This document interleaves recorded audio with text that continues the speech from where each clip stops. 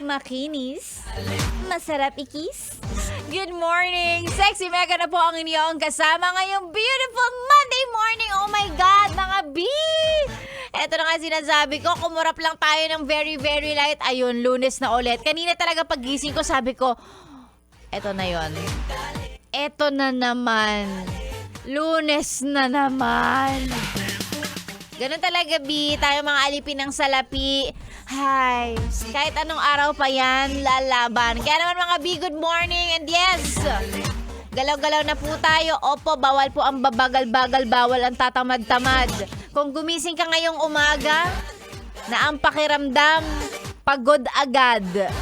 Ano ba kasing ginawa mo nung Sabado at Linggo? Ba't hindi ka naman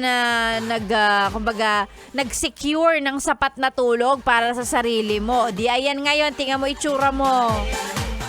Lunes na Lunes, umagang-umaga. Pero yung itsura, parang 3 linggong puyat. Ay nako, magandang umaga po sa mga nasa biyahe na. Naka-yes the best si Manong. Good job, Manong! Dapat ituloy-tuloy mo yan hanggang mamaya sa oras ni Maria Morena, lalong-lalo na para sa mga PUB drivers natin. Baka birthday mo na ang mabanggit niya mamaya. Yan. Pero syempre, sa mga oras na to, si Sexy Mega po ang niyong kasama. Welcome sa radio show nating walang title. Pero may topic for today. Hatid sa inyo ng napakaganda yung DJ ko. Ano ang topic na yan? Mamaya na. Huwag ka masyado excited. Mamaya ako ibibigay. Ikaw naman. Appetizer muna tayo.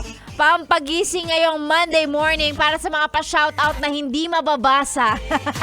I-send sa Yes The Best Manila o sa page ko, Sexy Megan.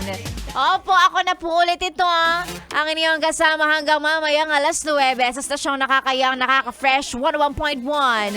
Yes The Best, inyo na pong kasama, Sexy Megan. Good morning!